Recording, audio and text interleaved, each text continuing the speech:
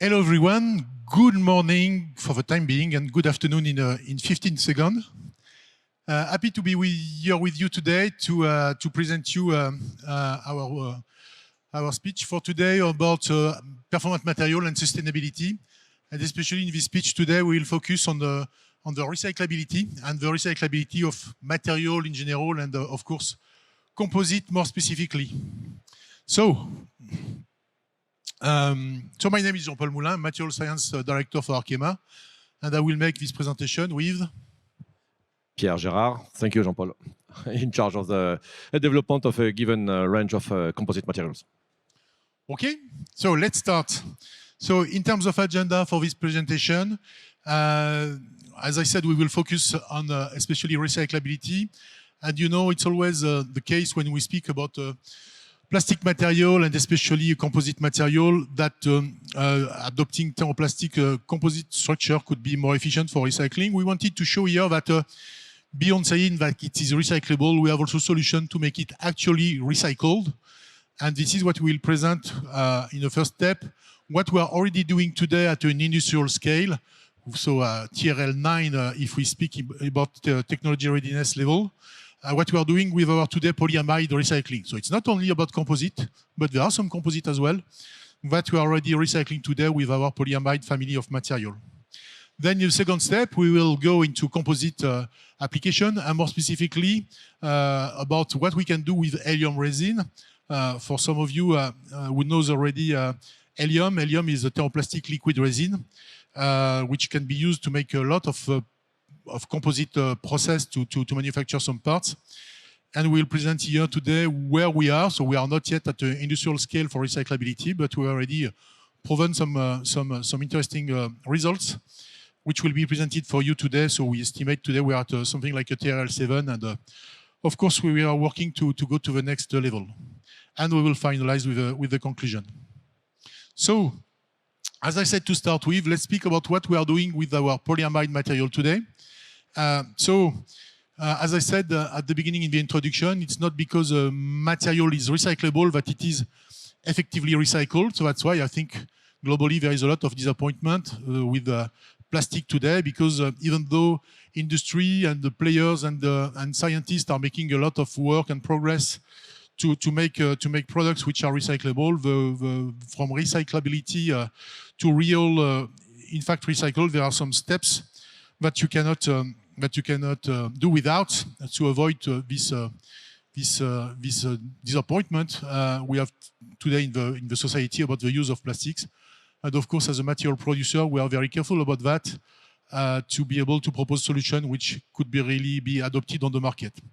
This is what we have done with a program we call VirtuCycle inside Arkema, where we are working mainly to recycle our polyamide material. We started with that because to start fast, we think that it's good to start with a certain focus to be able to prove that we have something which is really running in some today application. And for that, we have developed VirtuCycle is about really being able to make a circular product cradle to cradle.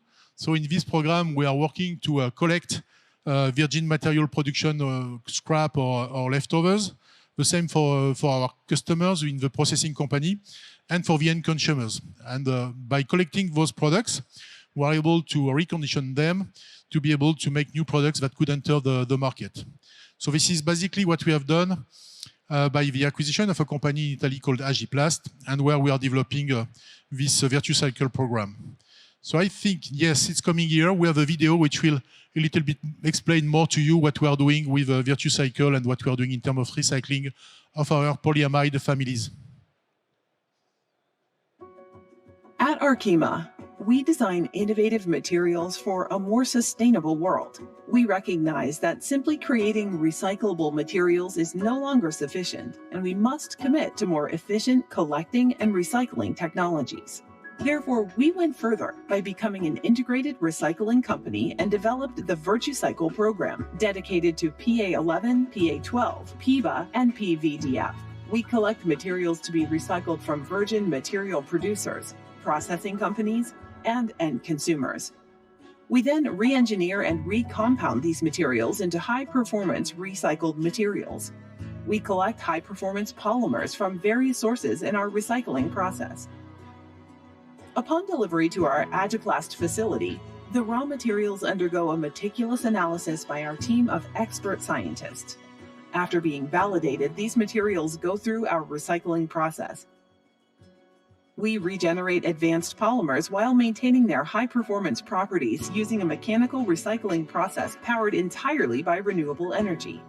To ensure the highest quality, we conduct a thorough material quality analysis on every new batch of recycled polymers. We perform over 35 controls on the re-engineered polymer compound to meet the highest standards of injection and extrusion material performance. The result is an advanced recycled material, ready to be used in highly demanding end-use applications such as transportation and industrial equipment, consumer goods, or sports and leisure segments. Our commitment to sustainability and innovation is at the core of everything we do at Arkema. By partnering with us and participating in the Virtue Cycle program, you can help us create a more sustainable future. Step into the loop.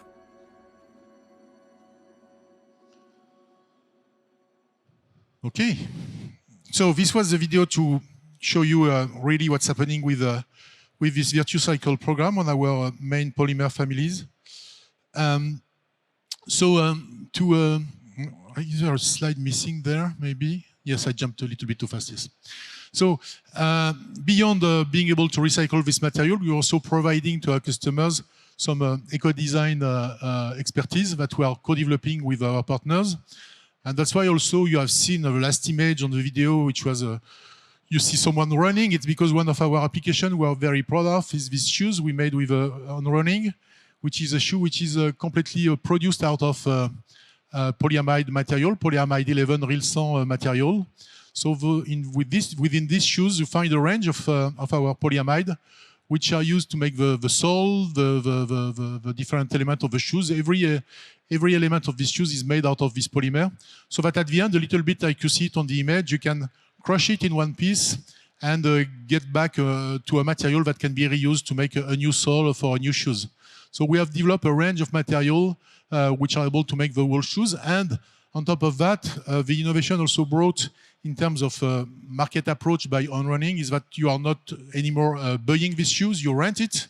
So and after your shoes are used, you send it for recycling, and then they are collected, and we are able to regrind the whole shoe to make a new polymer that will enable to make new products. So of course here it's easier to do that with this kind of product and consumer product, which could be put on the market quite quickly, which are used in, depending on how often you run, you will use this shoe for 1 year. In my case, it would rather be 10 years because I'm not running so often. But this is basically the principle of this renting system with On Running, and we are working with that on many other applications to have a design principle where we are trying to limit the quantity of course material, but also the diversity of material, so to be able to facilitate the recycling operation which will happen after. In terms of, as we are selling this product on the market, so we need to get to a certain level of certification, which is guaranteeing also the recycled content of the material. So we are able to have recycled product with a content by 30 to 50%. We guarantee, of course, the performance of this compound we are selling on the market, like we do with our virgin material. And we have already a portfolio of more than 10 references, and we are working every day to enrich this portfolio, so to be able to bring even more reference to the different customers, so to enlarge the circle of people benefiting from this Virtue Cycle program. And also, very important thing is that we are assessing all that through LCA analysis. I will come back in that on the conclusion, but we think that really LCA is a good tool to make the right choices, to look at what is happening all along the lifetime of a product, to be sure that what we are doing is beneficial in terms of environment and not detrimental. But I will come back on this LCA in the conclusion. So this is what I wanted to present you for what we are actually doing with polyamide material in terms of recycling. And now let's speak about composite and what we do with composite for recycling. Thank you, Jean-Paul. Good afternoon now, everyone. Okay, Sorry. Yes, so as introduced by Jean-Paul, the part of this talk will be dedicated to our development with helium resin for the manufacturing of structural parts for composite application. So helium, as already mentioned, is a liquid thermoplastic resin that could be used with a standard process, normally devoted for thermoset resin, for the development of structural parts for different market applications. And you could see here for wind energy, for the development of wind blade, for instance, that use some infusion process and also some pultrusion process to reinforce the blade with a spark cap. We have also some development for marine application, mainly based on an infusion process on RTM as well, in order to manufacture some leisure boat, for instance. And for both, the main value is definitely the better sustainability through a different recycling approach that I will explain later on. We also have some interesting development for what we name rebar in order to reinforce concrete. So rebar, it's a composite rod done by a pultrusion process with a glass fiber in order to enhance the corrosion resistance compared to steel rebar to reinforce the concrete. And one of the value that we bring on the market is the ability of this thermoplastic rebar to be bent more easily compared to what could be done with a standard thermoset resin. And finally, the last but not the least is some interesting development. And you could see some nice example of a pressure vessel in the Forvias booth just in front of us here. So we have some development with helium resin in order to manufacture and to develop some pressure vessel for hydrogen storage. And again, the value that we had and that we bring to our customer is productivity improvement by reducing or avoiding any post-curing of that, and again a better sustainability through different recycling approach. So now I will focus my talk of the part of the talk of our development on the wind market. Okay, more or less everyone knows these pictures from Blomberg. Now, fortunately for us in Europe, the landfill of blade is banned, but we need to find some interesting approach in terms of reuse of the blade, for instance, but mainly for to carry out the recycling of the blade at the end of life. One number. In 2025, up to 60,000 tons of composite blade waste will occur on the field, and this number has a huge increase. It will reach 800,000 tons in 2050, and we have no commercial end-of-life solution available for full-scale blade recycling. And more, mainly for offshore now, for the tender, we have some requirement in terms of recycling and to demonstrate the recyclability of the different approach in order to fulfill the tender.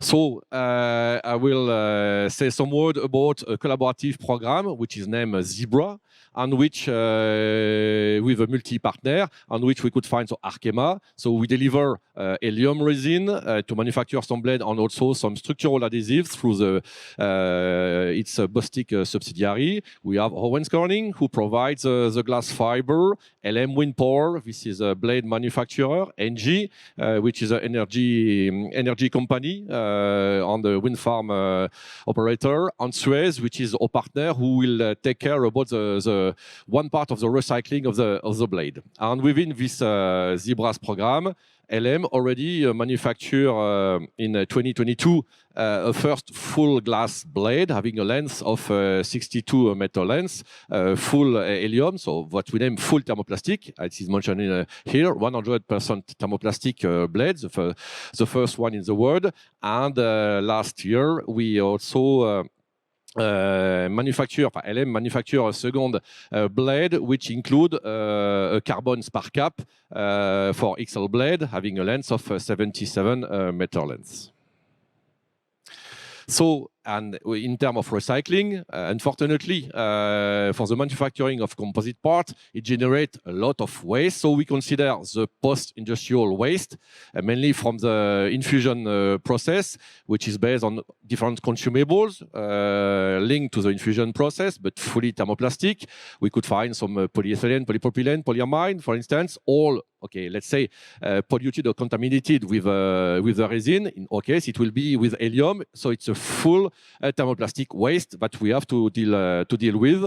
We have also some neat helium resin, fully polymerized, metacrilic adhesive, dust, and we have the cutoff of a glass or glass fabric or glass fiber, for instance, and we have some composite materials linked to the cutting of the leading edge or trailing edge. And we consider definitely the post-consumer waste, even if for the blade with helium, it occurs in 20 years at the end of life, but for the composite material, it involves mainly glass fiber, carbon fiber with helium, and metacrilic adhesive, but the wood and gel coat and paints for rain erosion, for instance. So we take one full glass blade. So Suez take care of that. They send an excavator with a diamond saw. We cut the blade in a given part for having more or less a length of 4 meters average length. We load the truck for that, and Suez carry out the first step of recycling, which is the shredding, or shredding with a given length of the particle, and we were able to get some 2 containers having a capacity of around 30 cubic meter. Then we have a sorting step already managed and operated by Suez by flotation separation. That means we put all the shredded particle on the bath in water, and we collect the floating materials, which is mainly based on a foam core material on wood, and the sinking materials, which is the glass fiber on the resin, helium resin, for instance, and we were able to recover a given amount of material of composite materials. Then we have a second step of shredding or grinding in order to reduce the particle size. So it's also done at the Suez. The target was to have more or less a grinding particle having a length between 10 to 15 millimeter length. And we were able, after the sorting step, to collect a grinding composite material having a purity of around 95. So the 5% left is includes some residue of metacrilic adhesive on PET foam core materials, but we could deal with that in our different recycling approach. So the main advantages of helium resin is we could have some 2 routes for recycling. The first one, it's a thermoplastic, so we could consider, as already illustrated and mentioned by Jean-Paul just before, the mechanical recycling. So by hot compression molding or by compounding and so on, we could finally have some compound which include a given amount of recycled helium on glass or helium on carbon. And we could think about different processes in terms of 3D printing, injection molding, and so on. And we have to already identify some secondary use of this recycled compound material. The interest of our approach with our helium resin is to consider the chemical recycling. So let's say that helium has more or less a unique properties through a pyrolysis process to be depolymerized. That means in my process, I will be able to separate the fiber to the resin. I carry out the depolymerization of the resin. I recover some crude oil, and after a purification step, I am able to recover the recycled monomer, which is pure enough in order to consider to remanufacture my resin, helium resin again, but with a given amount of recycled material on it. As illustrated here, that's why we mentioned we are TRL7. We have different partners who operate the pyrolysis of the helium composite material. For instance, just a picture to show you that we were able, within the ZEBRAS program, to do that with a pilot scale having a capacity of around 50 kilograms per hour. And then finally, I recover the recycled monomer. We manufacture again recycled helium resin with a given content of recycled material up to 92%. And for instance, the second carbon blade include the manufacturing of the shear web, which is a structural part of the blade, with this recycled helium resin, and just shown here.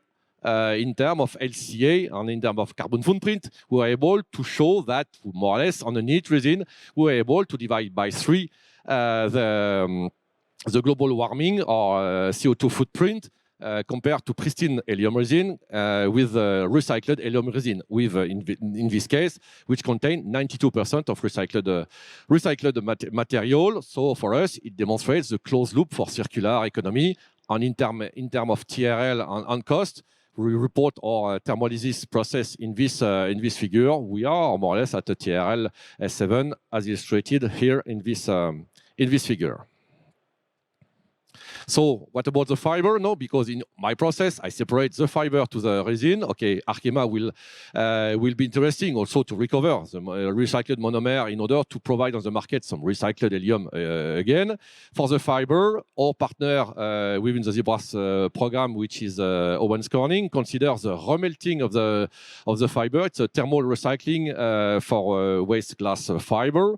So after processing, we have to remove any organic at the surface of the glass fiber, but they were able to demonstrate that they could add this recycled fiber in their process to manufacture the glass fiber again at a given amount. For the carbon fiber, due to the value of the fiber of the carbon fiber as it is, we consider some different way for recycling. It could be some development of veil on mat, and we also have some partnership within the ZEBRAS program with different partners. I already illustrated here in this in this lab to manufacture some through the tape technology, some realignment of the carbon fiber or recycled carbon fiber, and we have some development with a Bristol through the hyperdiff process or Nova Carbon in France, for instance. Okay, so in terms of conclusion, and maybe we'll have time for at least one question. So in terms of conclusion, so I hope we have shown you through this presentation that when we speak about recycling, so as I said, it's important to do it for true. And what is important for that is, of course, to consider not only the technology, but also the supply chain going with that. And when you speak about that, it's very important to consider the volumes you have available and the quantity. And very important, the timing, because we are also working hard to make our composite application long-lasting. So it means that the end of life of those products, luckily, will happen for boats, wind blades, or hydrogen tanks in 20 or 30 years. So it's important to take that into account to know at what speed we could develop the technology. Meanwhile, we should propose actual solution, as we said. So that's why we said that we need to work with what we have. And what we have is, at the beginning, the production scrap. So that's why we are putting some program in place to work with the production scrap of composite. And even we are working with some partners to even from the R&D stage, because finally when you validate a product and a material for a given application, you have also a lot of scrap in terms of R&D parts that you are testing and which are finally thrown. And we are working with some partners to be able, from the development stage, to propose some recycling option from that, which is a way to prove that we're able to do something and to avoid to fill big containers and dustbin with our scrap. So there is a long way also from the recycling technology to the recycling application. That's why also we are putting in place a program led by Pierre to find the right partners to put along the supply chain. What we have shown on blades is probably a little bit the birth of this network of people and suppliers who want to put in place to be able to do recycling from a very actual point of view. And of course, we need some support to make that happen, because at the beginning, as we said, there is not a lot of things to do, low level of scrap and so on, and we still need to prime the pump and to be able to show that we can propose actual solution. And also, we need to find tools to assess that what we are doing is right. And again, we think here that LCA is a good tool to do that, to look at the consumption of energy and the CO2 emissions all along the product life, so to be sure that what we are doing in one way is not detrimental for other people along the supply chain. This is very important. That's why we are working hard on LCA, and we have already begun to publish some results on our polyamide material. All our LCAs are possible to have them on demand. And of course, it's important to know where we are starting from. So for instance, that's why we are quite proud to have a polyamide 11 real sound polymer, which is already a bio-based material with a very low carbon footprint. It doesn't prevent us to, of course, find solution to lower again the footprint of this material and generally of the material we are producing in Arkema, so to be able to meet our environmental challenge in the near future. Thank you for your attention, and then we have something like 0 minutes for questions. But maybe if we have time, I don't know, for one question, or if not possible, of course, you can find us just outside of the booth right now, or you can find us on our booth to discuss all this program together. Thank you.